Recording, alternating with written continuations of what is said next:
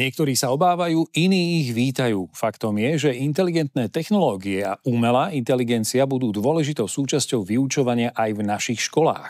Už dnes pritom tisíce žiakov na Slovensku využívajú rôzne aplikácie, ktoré vyvinuli slovenskí vývojári.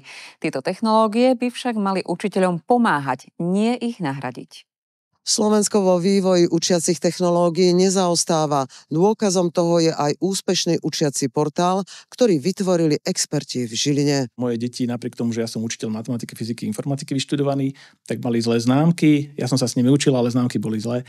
A nápad bol vytvoriť inteligentný systém, ktorý sa bude učiť s nimi sám. Na Slovensku tento systém používa 800 škôl a fungovať už začína aj v zahraničí. Tento systém obsahuje kompletné učivo základnej školy a 5 predmetov strednej školy. Ďalšie predmety sa dorábajú. Máme tam 2 moduly. Máme tam stručnú učebnicu, čiže keď si to rozkliknem, tak vidím najstručnejšie možné poznámky, ktoré vystačujú pre toho žiaka, aby sa naučil. Druhý modul je cvičebnica. Rieši špeciálne náučné úlohy, ktorými prechádza dovtedy, pokiaľ neukáže, že všetko ovláda. Vhodný je pre talentovaných žiakov, ale aj pre deti, ktoré majú ťažkosti pri učení. Majú problém sústrediť sa na hodinách a vlastne ten systém tým, že on sa im veduje individuálne, v pokoji, v kľude, tak má to oveľa väčší účinok. Pomocou tohto systému sa deti učia oveľa rýchlejšie. Čas potrebný na prípravu na zajtrajší deň je výrazne kratší.